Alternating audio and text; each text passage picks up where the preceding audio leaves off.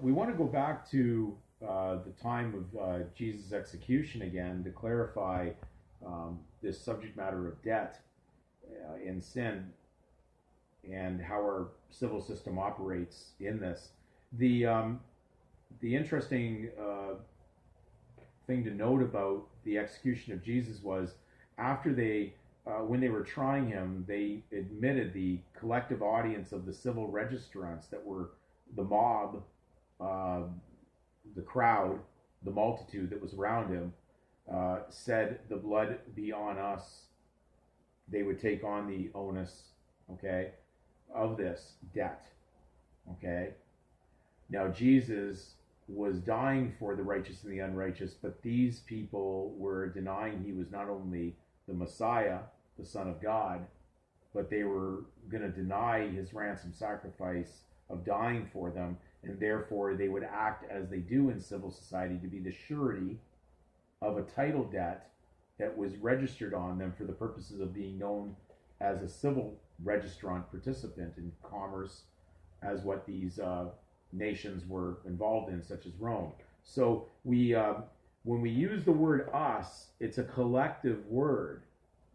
And when you apply for a birth certificate, okay, you're actually authorizing the legal system of the government to collect information on you, which is private, and the person named on the birth certificate, which represents the collective debt, the us, because it's a name that's assigned onto you for common use.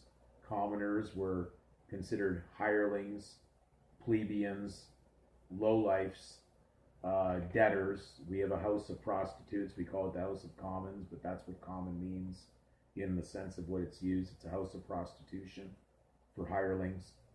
And you have prostitution representatives for your hireling behavior. We call those MPs or MPPs.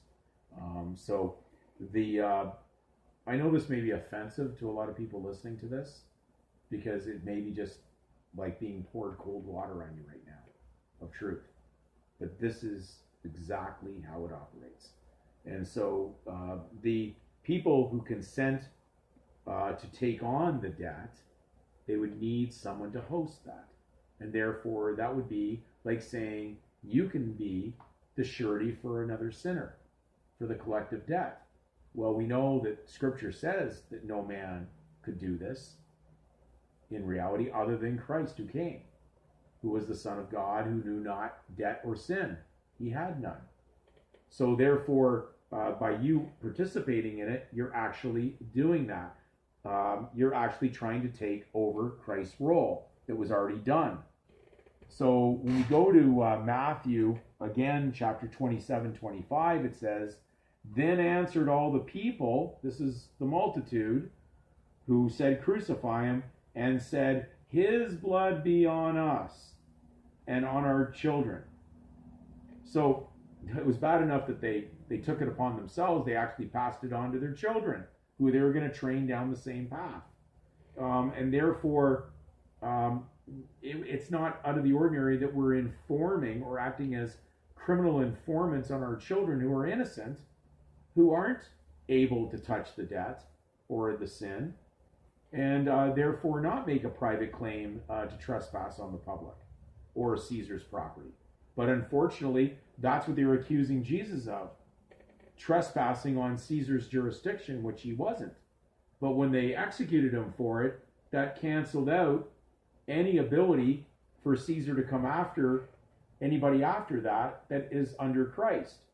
But at the same time, you have to understand, but if you're claiming a private title use into public property, that's where the commingling problem, the unequal yoking occurs. And we have to say this over and over, you cannot surrender your surname. The surname is already done. It's a surplus. It's debt-free. But when you touch it, you bring it into debt by taking out of the public and using it privately. And I hope that sums up a clarification on that subject.